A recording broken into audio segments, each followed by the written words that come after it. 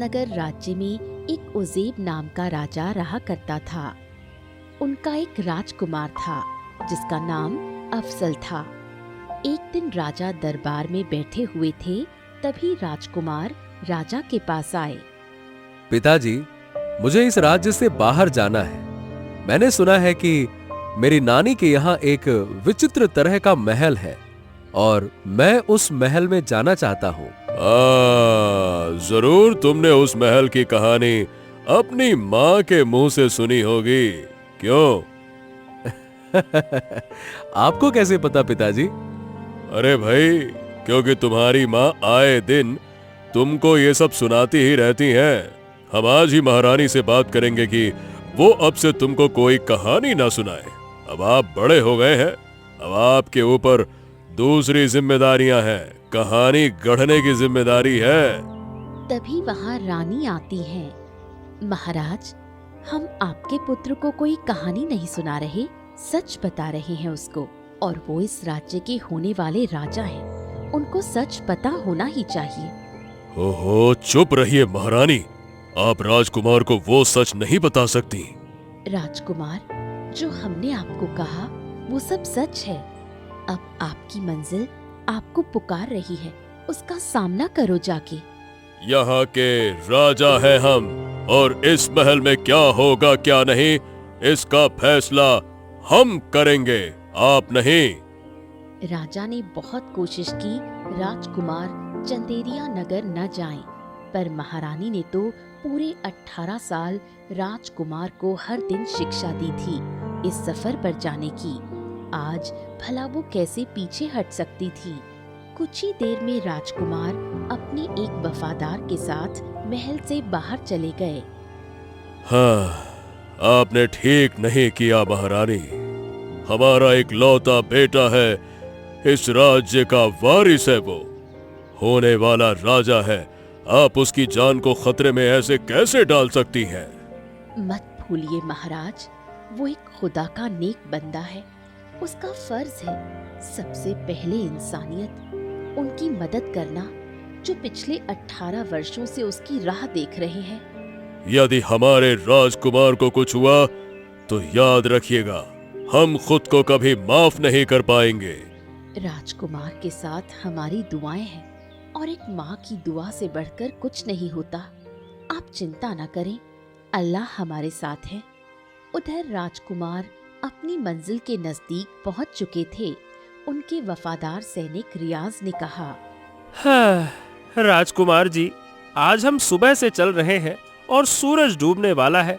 आपको अनुमान भी है कि हम जा कहाँ रहे हैं। बस चलते जा रहे हैं, चलते जा रहे हैं, चलते जा रहे हैं।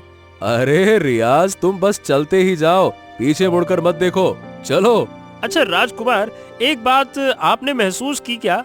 हमको तो देखिए बहुत भूख लग रही है, मतलब आपको भी लग रही हो तो कहीं थोड़ी देर रुक जाते हैं, कुछ खा लेते तो चलने की और ताकत आ जाती। अरे, एक तो हम महाराज से खफा थे, इसीलिए हम जल्दी जल्दी महल से निकल लिए हैं। खाना पीना लेने का हमारे पास समय नहीं मिला। भूख तो वैसे हमको भी लग रही है, परंतु अब तो चंदेरिया नगर जाकर ही जलपान करेंगे। अच्छा राजकुमार, एक बात तो बताइए, ये चंदेरिया नगर है कहाँ और हम वहाँ पे जा क्यों रहे हैं? मतलब समझ नहीं पा रहा हूँ मैं। सूरज अब पूरी तरह से छुप गया था, और सूरज छुपते ही रियाज को अब डर लगने लगा। वो इस विचित्र पहाड़ को देखकर बहुत घबरा गया। हाँ, राजकुमार, ये मतलब ये क्या क्या इतना बड़ा पहाड़ कहाँ होता है राजकुमार? ये पहाड़ हमको बहुत डरा रहा है राजकुमार। वाह वाह वाह वाह, तुमको माँ ने हमारा रक्षक बनाकर भेजा है, और अब तो ऐसा लग रहा है कि जैसे तुम्हारा रक्षक हमको बनना पड़ेगा। वाह। सामने एक बहुत पुराना खंडहर था।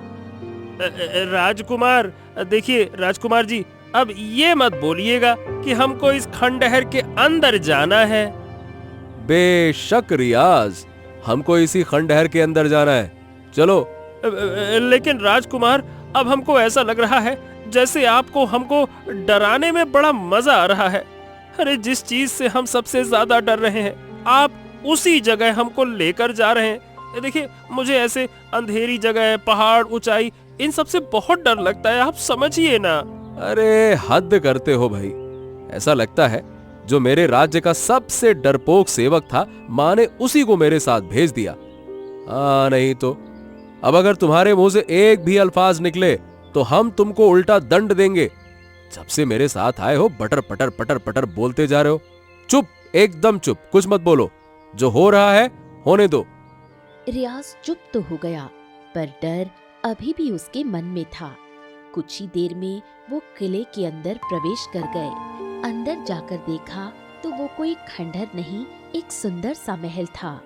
अरे वाह वाह वाह वाह वाह वाह वाह, राजकुमार जी, ये महल तो बड़ा सुंदर है, पर समझ में ये बात नहीं आ रही कि ये बाहर से देखने में इतना बदसूरत क्यों है।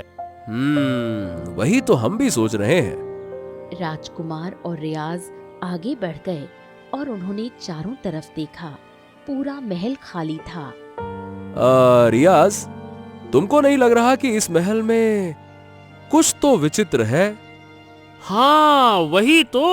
अरे राजकुमार, ये महल बिल्कुल खाली है। अरे खाली तो हमको भी दिख रहा है। हम ये बोल रहे हैं कि इस पक्के महल में मिट्टी की खुशबू कहां से आ रही है? महल के दूर दूर तक कोई मिट्टी तो है नहीं। यही तो, अरे मैं यही कहने वाला था राजकुमार, पता नहीं कहां से ये मिट्टी की खुशबू आ रही है। अच्छा, तुम यही कहने वाले थे। ठीक है, अब एक काम करो, जो मैं सोच रहा हूं वो बोल के बताओ। तो आप क्या सोच रहे हैं, आप मुझे बताइए, फिर मैं आपको बता दूंगा। वाह, जब मैं तुम्हें बता ही दूंगा तो तुम क्या बताओगे? और जब भी तुम बोलते हो तुम हमेशा यही बोलते हो, यही तो मैं बोलने वाला था। हाँ नहीं तो। वो दोनों बात कर ही रहे थे, तभी वहाँ एक सुंदर सा मोर आया। अरे वाह वाह वाह वाह वाह, ये मोर कितना सुंदर है। हमारे राज्य में तो मोर देखने को ही नहीं मिलते, लोग तो उनका शिकार कर लेते हैं। राजकुमार मोर के पास बैठ गया और देखते ही देखते मोर आकर बैठ जाता है। राजकुमार को पहले तो बड़ा अजीब लगा, परंतु अचानक ही उनको ऐसा कुछ महसूस हुआ जैसे कोई सुकून उनके दिल में उतर गया हो। प्यारे मोर, तुम बता सकते हो कि इस महल में इतना सन्नाटा क्यों है? राजकुमार, मैं तो वर्षों से यहीं रहती हूँ। मुझे तो हमेशा से ही ये महल खाली दिखता है। ओह, तो तुम मोर नहीं मोरनी हो? हाँ राजकुमार। अच्छा ये बताओ, तुमको डर नहीं लगता इतने बड़े महल में अकेले रहते हुए? नहीं राजकुमार, अच्छा लगता है, कोई परेशान करने वाला नहीं है। देखते ही देखते अचानक मोर आगे की ओर जाने लगा। राजकुमार के दिल में अजीब सी बेचैनी हो जाती है, जैसे मोर ने उन पर कोई जादू कर दिया हो। अचानक कुछ बुरा सा महसूस हो रहा है इस मोरनी के जाने से। कहीं ये वही दरवाजा तो नहीं है जो माँ ने बताया था? राजकुमार दौड़कर मोरनी के पीछे जाते हैं, पर मोरनी अब गायब हो चुकी थी। अरे, ये मोरनी कहाँ चली गई? राजकुमार, मोरनी तो गई और मैं तो कहता हूँ कि अब हमको भी चलना चाहिए। यहाँ तो कोई है नहीं, रहकर करेंगे क्या। मैं तो कहता हूँ कि अभी निकल चलते हैं। अब किस मोरनी का और मोर का इंतजार है। महाराज, मेरी बात तो मानिए। अरे भाई, तुम कुछ देर शांत नहीं रह सकते हो क्या? चुप हो जाओ।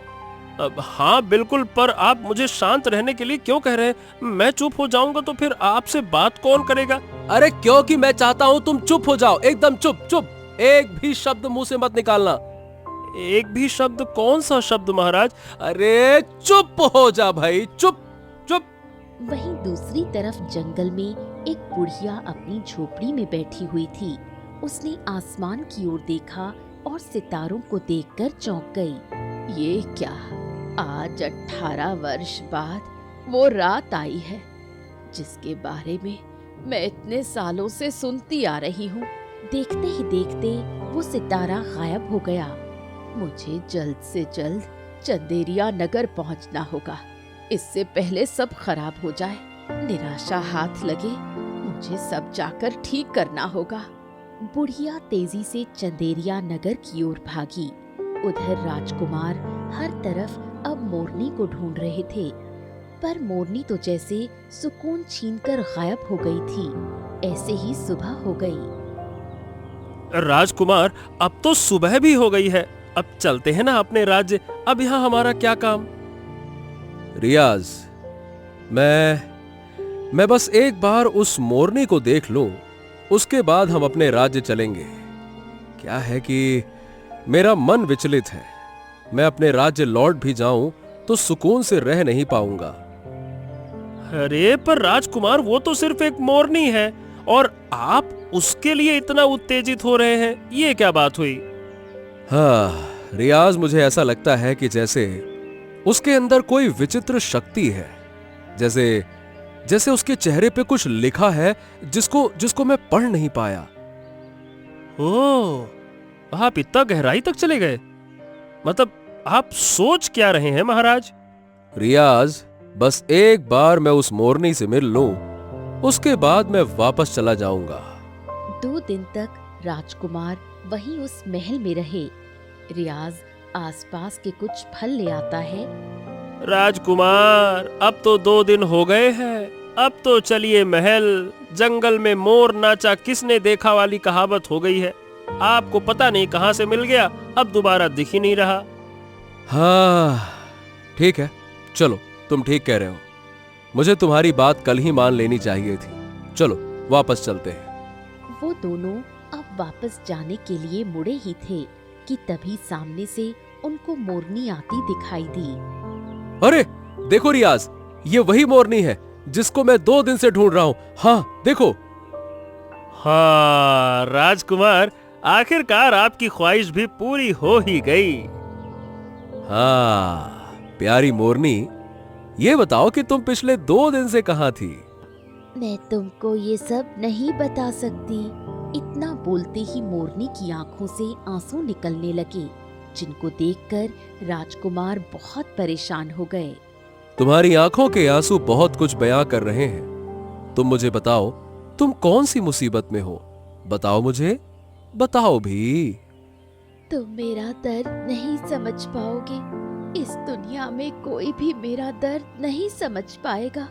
इतना बोलते ही मोरनी फिर से वहां से गायब हो गई। अरे मोरनी कहाँ चली गई?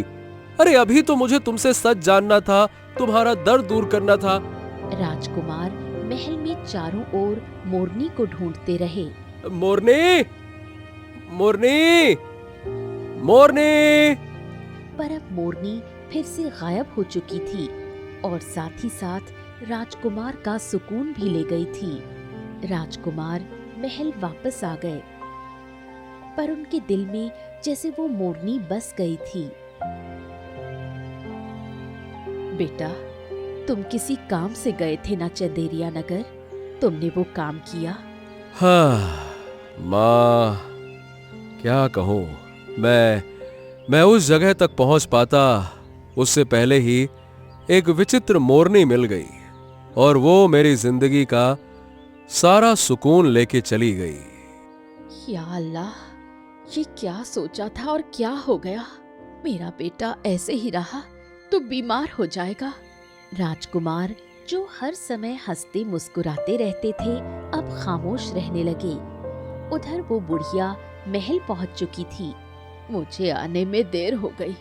राजकुमार वापस लौट चुके हैं, पर कैसे भी करके मुझे राजकुमार को वापस लाना ही होगा।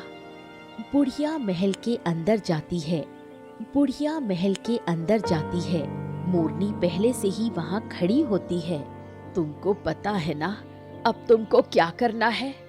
18 वर्षों से किसी एक नेक दिल राजकुमार के लौटने की प्रतीक्षा कर रही थी, और अब वो राजकुमार वापस आए तो मैं अपने दिल का हाल उनको बयान नहीं कर पाई। बहुत अच्छा किया तुमने जो राजकुमार को सच नहीं बताया, नहीं तो पूरा महल रेत का ढेर हो जाता। तुमने बहुत सब्र से काम लिया। परंतु राजकुमार बहुत पीड़ा में है। आपने एक बार उनके बारे में सोचा है? वो जितनी पीड़ा में होगा उतनी ही पीड़ा हमारी कम होगी। अभी मैं राजमहल जाती हूँ और राजकुमार को वापस लेकर आती हूँ। बुढ़िया राजमहल पहुँचती है और सीधा राजकुमार के कमरे में आती है। अरे कौन हो तुम? और तुम सीधा मेरे कमरे में अंदर कैसे आ गई? तुम्हारे लिए एक पैगाम लेकर आई हूँ। चंदेरिया नगर की मोरनी तुमको अपने पास बुलाना चाहती है। क्या क्या सच में वो मोरनी मुझे वापस बुलाना चाहती है? हाँ, तुम जल्दी चलो। राजकुमार राजा और रानी से छुपकर चंदेरिया नगर पहुंचता है, जहां मोरनी उसका पहले से ही इंतजार कर रही थी। हाँ मोरनी, देखो देखो मैं वापस आ गया। अब तुम मुझको बताओ ना कि तुमने मुझे क्यों बुलाया। मेरे साथ अंदर आओ। राजकुमार मोरनी के पीछे पीछे चल देता है। अंदर देखता है कि वहाँ एक सुंदर नारी पड़ी हुई थी जो सोई हुई थी। ये मेरी मालकिन है, क्या तुम इनसे विवाह करोगे? क्या? नहीं नहीं नहीं नहीं नहीं, मैं इनसे विवाह नहीं कर सकता। अगर तुमने इनसे विवाह नहीं किया तो मैं तुमको अपना सच नहीं बता पाऊंगी।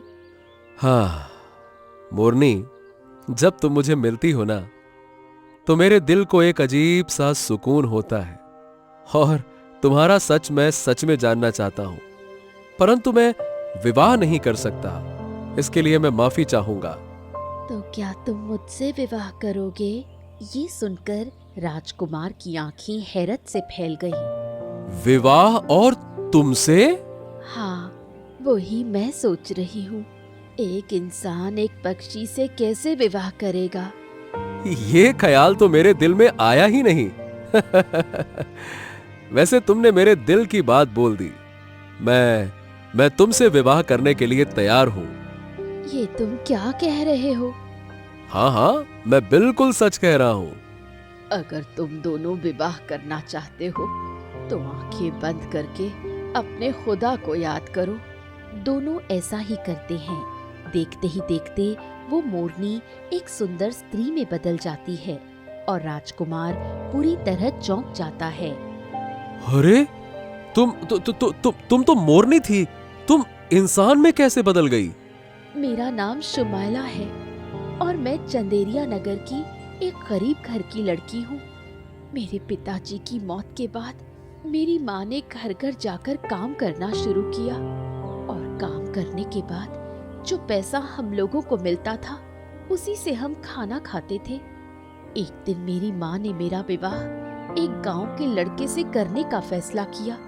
मेरे राज्य में एक बहुत ही शातिर तांत्रिक था। वो तंत्र मंत्र विद्या करके सबको अपने वश में करना चाहता था। मेरे विवाह होने में 5 दिन बाकी थे। मैं और मेरी माँ बहुत खुश थी, परंतु अचानक मेरी खुशी एक मनहूस दिन में बदल गई। तांत्रिक हमारे घर आया। उसने मेरी माँ से कहा कि वो मुझसे विवाह करना चाहता है, क्योंकि मैं ऐसे नक्षत्र में पैदा हुई थी जिसकी किस्मत में ऐसी खुशियाँ लिखी थी जो इंसान की इबादत हो या शैतानियत उसको 100 गुना बढ़ा सकती थी। तांत्रिक से विवाह करने के लिए मेरी माँ और मैंने साफ मना कर दिया। राजा और रानी ने भी हमारा साथ दिया। तांत्रिक हार गया। गांव वालों की जिद के आगे तांत्रिक कुछ न कर सका। हम अकेले होकर भी अकेले नहीं रहे थे। फिर एक दिन अचानक जिस लड़के से मेरा विवाह होने वाला था, तांत्रिक ने उसी लड़के की मेरी शादी से 2 दिन पहले बलि चढ़ा दी। गांव वालों ने जब ये देखा तो पूरे गांव के लोगों ने मेरा साथ दिया और तांत्रिक से मुकाबला करने चले गए। गांव के लोग सीधे साधे थे, तांत्रिक से मुकाबला नहीं कर पाए और तांत्रिक ने उन गांव वालों को इस पहाड़ी में बदल दिया और लोगों को गायब कर दिया।